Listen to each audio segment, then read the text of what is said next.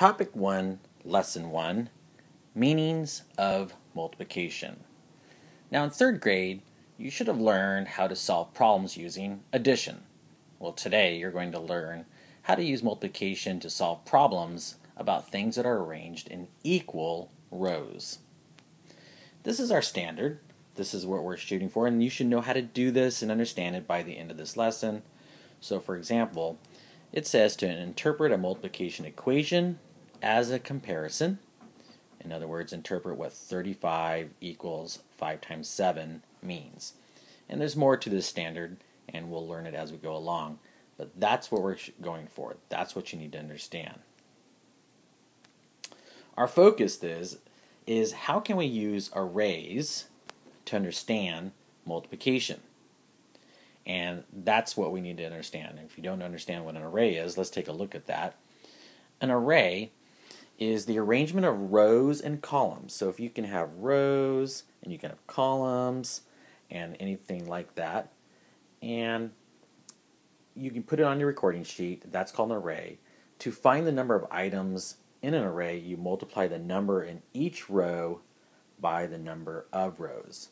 So for example, if I had maybe 2 rows and 3 columns, those are my factors. The 2 is a factor and 3 is a factor, and when we multiply this, when we get the answer, we get 6. That's my product. That's my answer. The answer to a multiplication problem is a product. Let's keep going. Well, Perry used 6 blocks to build a wall. Marcy used 4 times as many blocks to build a wall. So let's take a look at this. Perry used 6 blocks to build a wall, and Marcy used 4 times as many blocks to build her wall. How many blocks did Marcy use? That is what we're trying to find out. So let's try it. So if we know Perry has 6, 1, 2, 3, 4, 5, 6 to build his wall. Now Marcy, she is going to do 4 times as many. Let's go back and look. She's going to have 4 times as many as Perry does. So here we go.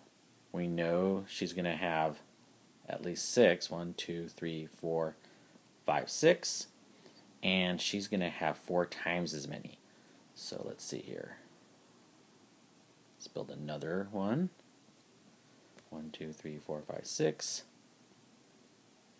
In essence, she's going to have 4 of what Perry has. 2, 3, 4, 5, 6. 1, 2, 3, 4, 5, 6. 1, 2, 3, 4, 5, 6. 1, 2, 3, 4, 5, 6. Good. So, what do we get?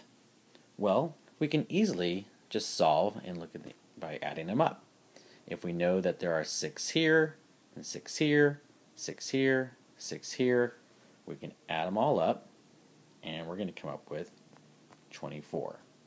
So in other words, we added them up in order, but we also come up with Marcy has 6 times 4 rows equals 24.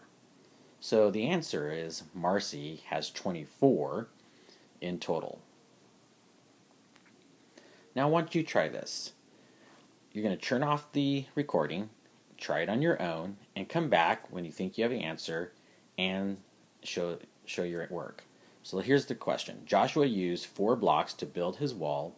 Adon used 3 times as many blocks to build his wall. How many blocks did Adon use? So push pause, solve this, and come back.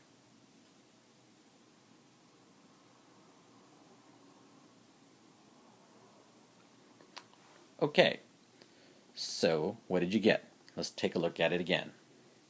Joshua used 4 blocks to build his wall. Adon used 3 times as many blocks to build his wall. How many blocks did Adon use? So let's take a look. If Joshua used 4 blocks, did you draw a picture? What did you do there? You could just easily draw a picture.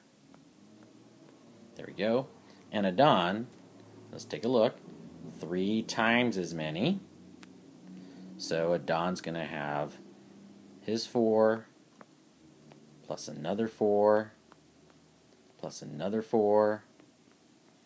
So he has 3 times as many. So where Joshua only has 4, Adon's going to have 4 plus 4 plus 4.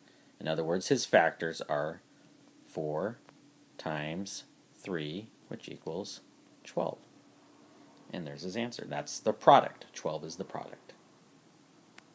All right. Now that you've seen it, why don't you try some on your own? Good luck.